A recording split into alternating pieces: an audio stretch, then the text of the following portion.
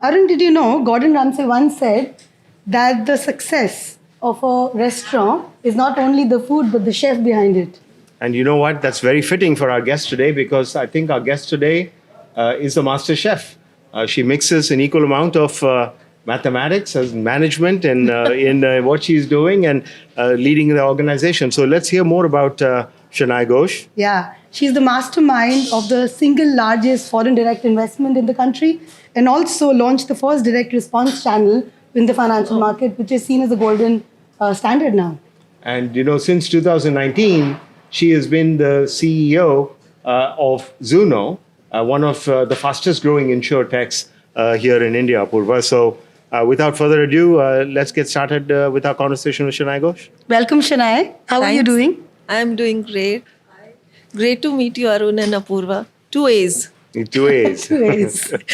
All right. So let me just quickly jump into something that's Sure. been when I was reading about you as well, Shania. You had a very diverse career, right? Yeah. Banking, financial sector, insurance. Yeah. Did you plan it? It happened to be. Tell us something more about it. I would love to say I planned it, but that's not the truth. So I think few things appeal to me as a person, as a professional. I get bored with some same stuff. So I'm not very good at doing the same stuff over and over again. So I always wanted some breadth in my role. Second thing that I always was excited about was the fact that the role should combine some intellectual rigor along with execution, diligence. The third thing was an interplay of technology and business. So I realized that these are three things that I hold close to me, and I try and find that in roles. So whether it was moving out from city into a new industry, whether it was from that new industry into a new company, jumping into an M&A thing which I had never done, and then finally into a completely new company with a different vision. I think this has been a constant, and initially probably started a little bit by default a serendipity, but I think subconsciously it became sort of a design for me. I think She it's. makes- sorry. Yeah, sorry, go ahead. She makes it sound so smooth. Yeah. But clearly you were raising your hands and choosing courage over comfort. Like, did it come naturally? Did you, how did you take these decisions? I did choose, I think you put it that way, but I did choose to put myself out of the comfort zone. You know, that Mountain Dew thing that you say, feel the fear and do it Yeah. anyway. So I always tell people it's not like, I was completely the school cat or very confident that I'll get it all right. But I did feel that if I don't push myself out there, if I don't raise my hand, then I will not get that opportunity. And I do believe that risk and reward go hand in hand. And therefore, you have to put yourself out there. And this is something I used to notice in my own career around with women, especially, they were not very willing to put themselves out there. They doubted themselves more than. So, and when I used to speak to my male colleagues, it wasn't that the self-doubt wasn't there. It was that the willingness to overcome that self-doubt was much higher, and the ambition and the sense of self-entitlement, if I may call it, was much Privilege. higher. Sense of privilege or saying, I can do it, even if I don't know it, I can do it. And that's where I had to coach myself. And honestly, this book by Sheryl Sandberg, I really hold it up in great esteem because it really helped me. And using that, I did lean in many times after that and raising my hand, including this opportunity. Because at some point, I realized that people will bet on you if you bet on yourself. We've started with, I think, quite the bang. I think we've talked about the idea of diverse experiences. We've talked about diversity in the workplace. Can you give us a little bit of your sense for when you think about diversity in the workplace? What are 2-3 things that are top of mind for you? If you would. So I think for me, diversity starts first in your own mind. And I don't really put a label on it, because when I started my career, which is late 1990s, early 2000, it was a very male-driven organization. I realized I had a choice. I had a choice as to how to look at it. They say you look at the glass as half full or half empty.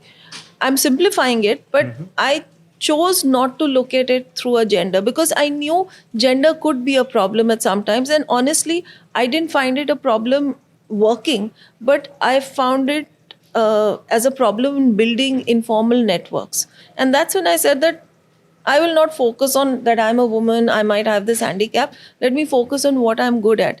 And yes, if that means that I had to work a little bit harder, do a little bit more, fair enough. I didn't dwell too much on that. I said, as long as I feel I'm working hard and I'm getting the results for it, that's what I'll focus on. So I think the first thing I would say that for me was mindset. Let me move my own mindset. Let me not focus on what could be a handicap or a challenge, what I can't do much about. I can do what I can control. Let me work on that. So I worked on that, and that has helped me honestly throughout my career. So did I really feel at a disadvantage as a woman because of this mindset? I think I didn't really perceive it as that much of a disadvantage. And honestly, I thought being a woman was an advantage. Really, I would. If being the only woman in a group of people, I said I stood out. So I took that as an advantage, and I played it as a strength. The second thing is that I realized there's an inherent desire or ambition.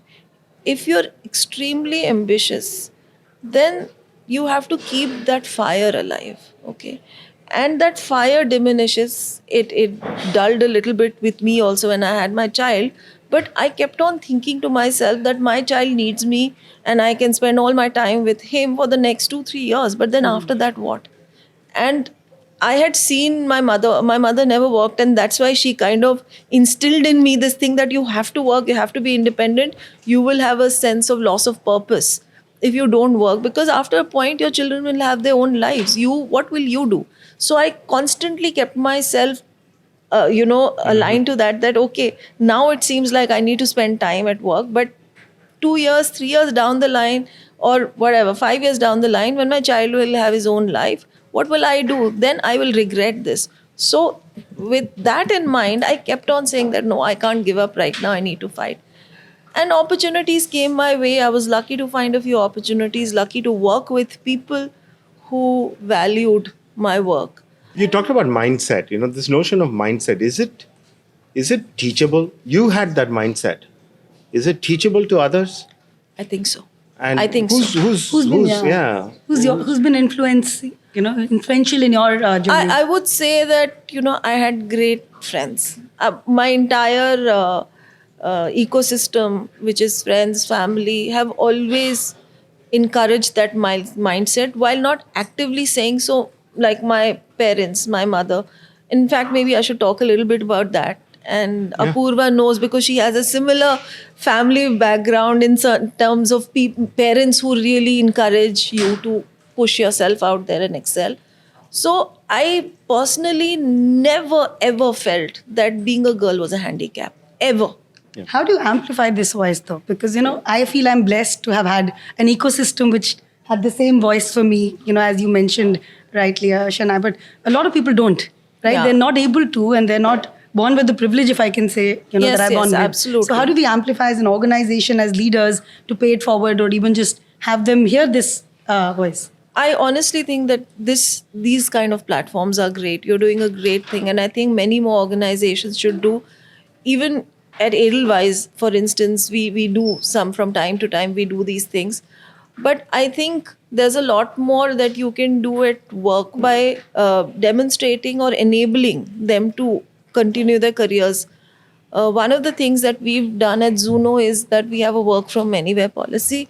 And beyond that, it's a truly flexible environment that we create so that not just women, men also feel that they have the flexibility and freedom to work the way they want within certain boundaries, of course. And I think today's day and age, if you provide that flexibility, you take away a lot of the barriers that people have created for themselves. And honestly, when I see kids, in my son's class and stuff, I honestly think girls are so much more sorted, so much more confident, so much more driven. And my son is 11, and I see the same thing when people going into teenage years. I don't know when the switch happens, when boys become more focused. I'm hoping that happens sometime for my son. When boys become more focused, but I have great hopes from the generation that is coming into work now. I think these girls have been born in a new era. They have this sense of self confidence. We just have to nurture them, and we have to make sure that it doesn't die out. You talked about this work from home. and you talked about work from home for everybody.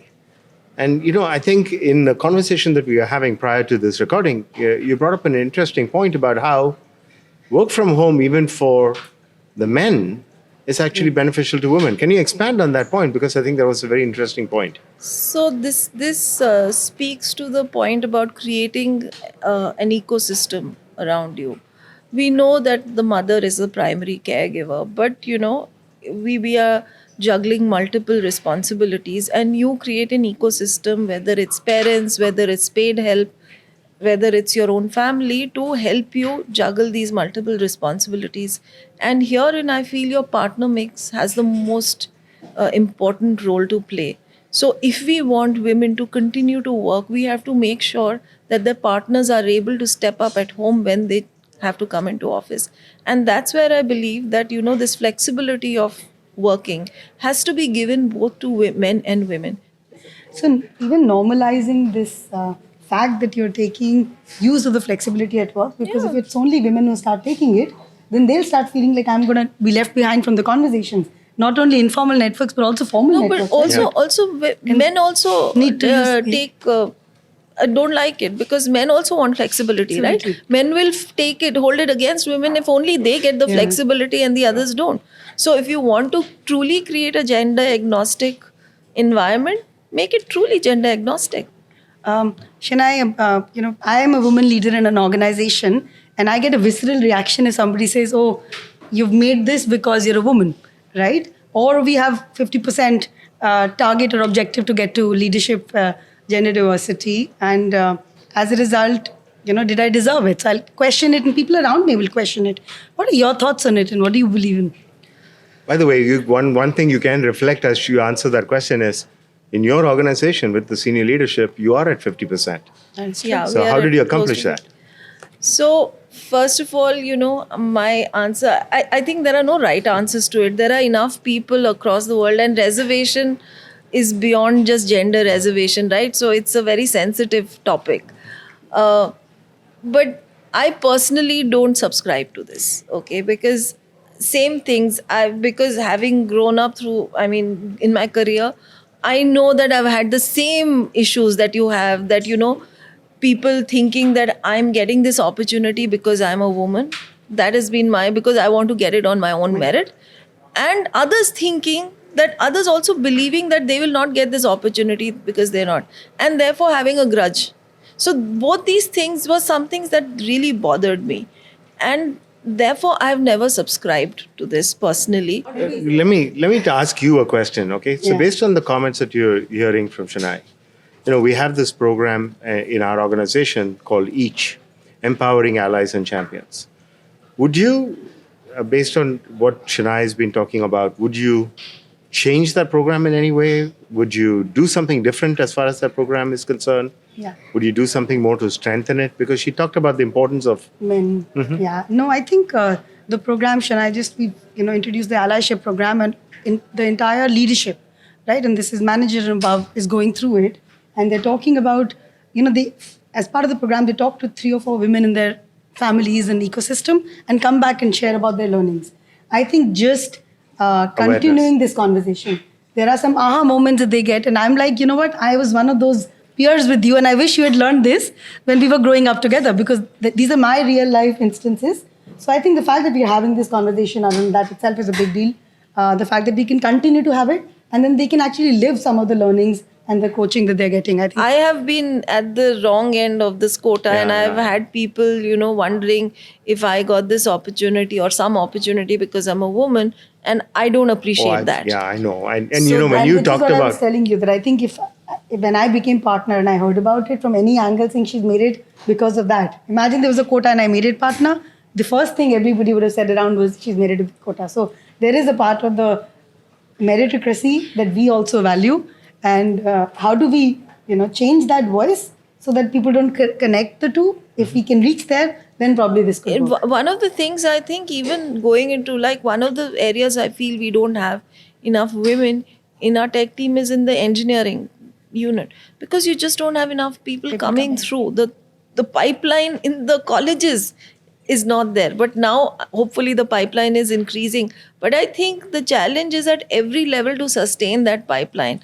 At least as organizations, when we get that pipeline into our fold, how do we nurture it? And that's where, I mean, I would also, I don't think we are doing anything actively, to be very honest, apart from believing that we are creating an enabling work environment. But what are you guys doing? I mean, why do you think it's not working, or if anything's working? I think we are doing quite a lot of things. Okay, and amongst different pillars. One is we are creating this coaching program or a mentorship program, which enables or helps women to feel the self belief and confidence and a mindset shift that's needed to go from. So we have enough women at the initial levels, right? It's about a good 40-50%. But I think the longevity to become into leadership and partnership positions is where we lose them. But coming back to what we're doing, we introduced something called a Path to Partner program, or Path to Principal as we call it, so that they can have this mindset of what got me here. Probably I need a little bit more knowledge. Probably I need to raise my hand, choose courage over comfort. So things like that. So that's a lot about coaching the women itself. So that is the self part of developing ambition. And I think we're trying to get more senior partners to invest in that. In them also. So more disproportionately, because I think we feel that that's where we lose. Yeah. And the second is this allyship and getting more men to talk about this and normalizing it and helping them understand what is their role in a whole holistic life of theirs, at home as well as at work, and then how do they enable or be part of that conversation. I think I also want to follow that notion of ambition that you talked about a little bit. The perception of ambition, sometimes when a woman is ambitious, it's viewed differently than when a man is. Sometimes it's viewed as a negative trait versus for a man, it's a positive trait. Look, he's so ambitious. So how do you culturally try to address something like that? Ambitious women are come across as angry, bitter women, cold women. Well, ambitious men are just ambitious men, and that's a perception that we fight, of course. And I have fought that perception. I have to work at making myself not feel affected by that. There's a lot of talking over women. All of that happens. So you have to fight. These are genuine issues that I face even today. And I have to fight for it, and I overcome it, and I tell myself that's the battle in your own mind, that you don't have to feel pressured by that, because you have to constantly say that this is the perception, it's going to be there. I think the narrative change will happen over generations. So that's a good segue. So do you think with this notion of digital, AI, you talked about visiting your son's school and seeing young ladies, well put together. What do you think that this next generation is better suited? Do you think this technology and this digital and AI, you're a technologist yourself, you see that having a big impact in how things unfold over the next few years? So it's an interesting question. I never thought of it from that lens, what would help for equal participation in the workforce. But I guess somewhere I do think it's a leveler in terms of providing equal access. And the physical discomfort or the physical challenge that I mentioned, that goes away in some of these with tech and AI, that goes away. So I do think that will enable, but enable enough, I don't know. In fact, the more I think about it, even today, the number of careers of women who are there in tech or in AI, there aren't enough. Of course, there are a few role models, but there just aren't enough. So I think it starts at the very bottom. Do we have enough women, or the day we have enough women coming into the STEM series, the STEM streams, that's when I think tech and data can really move the needle, because once you enter there, some of the usual challenges for which you drop out of workforce, typically women drop out of workforce, either punishing work schedules in terms of travel. Travel is one of the biggest reasons people drop out of workforce, because, but tech and AI, both these tech and data science are career options that allow you to work pretty comfortably from your home. And a lot of people do exercise that. And that's why in non-engineering functions like product management, program management, you still have a lot of women, right? So I think when we increase that pipeline, and then I think tech and data science can make a difference. But the fact is that even there, we don't have enough women coming in. So unless we address that, I'm not sure, we'll move the needle a whole lot. I think AI is also an equalizer, can be used as an equalizer because it democratizes learning in That meaningful definitely, ways. that And so- definitely. Like I said, access. Yeah. It equalizes. It's a leveler. It equalizes access. So Yeah. you don't have to necessarily go to some place, and we are seeing a lot of that happen as we speak. And I hope that spills over, and we see the fruits of that, the results of that in the next 5 to 10 years in corporates. Yeah. But still, I do believe that even today, you have enough women coming in, at least in some functions in the corporate world. If we aren't able to nurture that and take them ahead, that leadership pipeline will not be built. And somewhere, like we were discussing, the social construct also has to change. This gender stereotypes or gender roles of being the breadwinner, homemaker, all of that. If that becomes a little more diluted, I think we will have a little more, some more women representation who will not have the option of saying that, oh, I can take it easy. Well, Shanai, this has been amazing. Apurva, do you have any other questions? No, I think it's been really great. Thank you, Shanai, for being here with us. I think, maybe there's a couple of things that I took away, Apurva, and, maybe you can also, if there's other things you can weigh in. One sort of concept that you talked about is this notion of choosing courage over comfort. Okay, so I think that's for everybody. And I think that's a good principle. For us, we think about embarking on different S-curves, we call them, within our organization. At different stages, you try something different. That notion, how do we encourage that for everybody in the organization? I think that's a very good thing that took away. Of course, many of your points on culture, mindset really resonated, I think, with us. And then this other concept that you brought up, nurturing the fire.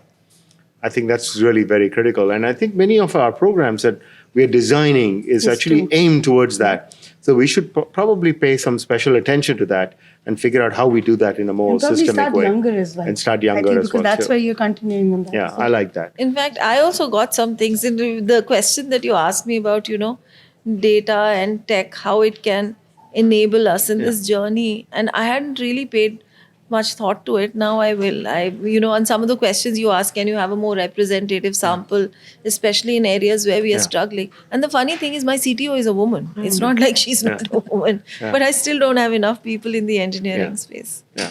So good. As you think about that and you reflect and you have more answers, we'd love to hear.